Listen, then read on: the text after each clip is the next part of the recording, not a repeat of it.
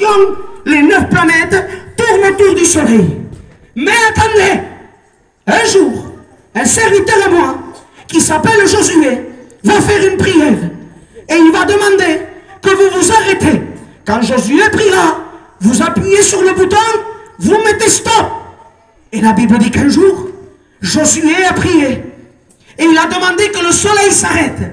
Mais ce que Josué ne sait pas, et que moi et toi on sait, c'est que le soleil ne bouge pas. Alors quand Josué a prié, il a fait arrêter les 9 planètes du système solaire. Une prière a fait arrêter l'univers entier. Stop! Dieu descend et il crée les océans.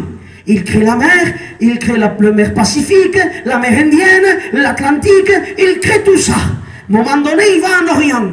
Compte tout. Moi, la mer Rouge. Toi, je te place aux abords de l'Égypte. Je te donne qu'un travail. Tu avances et tu recules. Tu es limité, ne va pas plus loin. Et la mer dit, Seigneur, je t'obéis, je respecterai cette limite. Mais attends, un jour, un vieillard, avec un peuple de 4 millions de personnes derrière lui, va se placer devant toi. Et il va te demander de lui faire un passage. Il aura un bâton à la main. Quand tu verras le bâton, tu ouvriras un passage et tu le laisses passer. La Bible dit que Moïse s'est présenté devant la mer Rouge avec le bâton à la main. Bâton qui en hébreu signifie le fils. Parce que si tu veux avoir des victoires, il faut que le fils soit en avant. Il dit que Moïse s'est placé devant la mer Rouge. Et qu'est-ce qu'elle a fait la mer Rouge? Elle a fait un passage et ils ont pu passer. Mais Bartimée, lui, qui n'avait pas le niveau de Moïse, qui n'avait pas le niveau de Josué, quand il a créé, il n'a pas fait arrêter une création comme la planète ou comme la mer. Bartimée a fait arrêter les pas du Créateur. Amen. Le cri du pécheur fait arrêter les pas de Jésus. Il veut s'arrêter dans ta vie, dans ton foyer qui est brisé, dans ta maison où il y a la drogue cachée, dans ta maison où il y a de l'argent mal gagné. Il veut y rentrer et il veut laver ta maison, ton foyer et ta vie. Amen. Il crie, il la trouva. Et la Bible dit, il l'a mis sur ses épaules.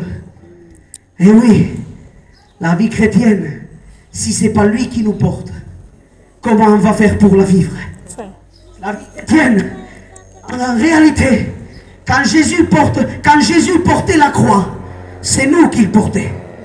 Jésus allant à la croix, nous on voyait du bois. Mais en réalité, c'est ta misère, ma misère qu'il portait. Toi, rétrograde, toi, mon ami alcoolique, toi qui as essayé d'attenter à ta vie, Jésus te porte sur ses épaules. Il dit, je vais te dire une bonne nouvelle, tu ne lui pèses pas. Comporte sur le qui te pèse. La face marchande, os paliers. Mais Jésus, tu ne lui pèses pas. Il t'aime trop pour te laisser marcher tout seul. Il Amen. te porte sur ses épaules. Et Jésus, pour quelle la porte? Pour la ramener à la maison. Parce que le but c'est ça. C'est de rentrer à la maison. Notre maison n'est pas ici sur la terre. Peu importe que tu vives en caravane, en appartement, en villa, en château, peu importe. C'est pas notre maison ici. Notre maison, elle est dans le royaume des cieux. Amen. Notre maison, elle est dans le ciel. Nous sommes des pèlerins sur la terre. Mais Jésus a dit, je vais te préparer une place, afin que là où je suis, toi aussi tu demeures avec moi. Tu es peut-être une brebis perdue, mais Jésus veut te retrouver. Je raconte un témoignage. Et j'ai terminé. J'ai dit ce qu'il y avait dans mon cœur. Un jour, une femme venait d'acheter une voiture. Et vous savez comme moi que les premières voitures qui ont existé, c'est la marque Ford.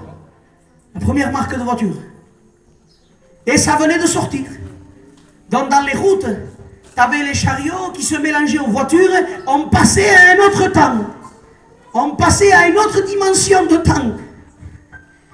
Et à un moment donné, la voiture, la Ford, reste en panne.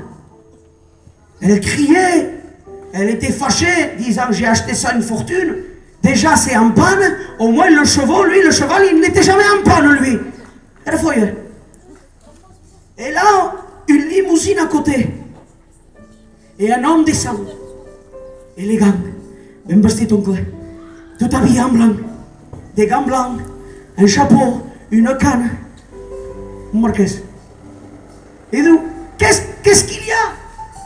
Il dit, monsieur, ma voiture, je l'ai achetée et elle ne marche pas. Il ouvre le capot. L'homme s'enlève les gants et il va toucher un seul bouton. Et la voiture va se mettre à démarrer de suite. Elle le regarde, admirative. Elle dit, mais monsieur, ça fait des heures que j'essaye. Des heures que je touche tout et n'importe quoi, ça ne marche pas. C'est ma voiture pourtant, je la connais. Et tu sais ce qu'il a dit? Il dit, madame, c'est peut-être votre voiture, mais moi, je m'appelle Henry Ford. Et c'est moi qui ai créé cette voiture. Je tiens à te dire que ta vie, c'est ta vie. Et tu la connais. Mais il y a quelqu'un qui l'a créée. Amen. Il y a quelqu'un qui la connaît parfaitement. Et cette personne s'appelle Jésus-Christ. Et il sait de quoi tu as besoin. Il sait que tu as besoin de lui. Tu n'as pas besoin de drogue, ni d'alcool, ni de cachet, ni de fêtes, ni de gaspiller. Ton cœur a un vide. Et ce vide, il est en forme de Jésus. Il te faut Christ dans ta vie. Il te faut le Sauveur dans ta vie. Comme dit le cantique, le berger est là. Amen. Et le berger veut te prendre dans ses épaules. Il te montre pour toi la caser. Il faut que tu reviennes à la maison. À la maison du Père. Il y a du pain en abondance. À vous les fils prodigues. À vous les rétrogrades. Ceux qui avaient connu le Seigneur. Tu as peut-être oublié Dieu. Mais Dieu ne t'a pas oublié. Amen. Il est temps que tu reviennes à la maison du Père. La Bible dit, repentez-vous et convertissez-vous et vos péchés seront effacés. Dieu t'aime tel que tu es. N'essaye pas de t'améliorer. C'est comme la femme qui voulait arranger la voiture elle-même. Je dis souvent, qui ne sabe doit que ne toque. Si tu ne sais pas arranger, ne touche rien. Ma famille a inventé un dicton. Si no sabes cantar, no cantis. Si tu ne peux pas arranger ta vie, n'essaye pas. Tu vas tout fracasser, tu vas te faire plus de mal. Laisse-le lui arranger ta vie. Il sait de quoi tu as besoin. On va s'incliner, j'ai terminé.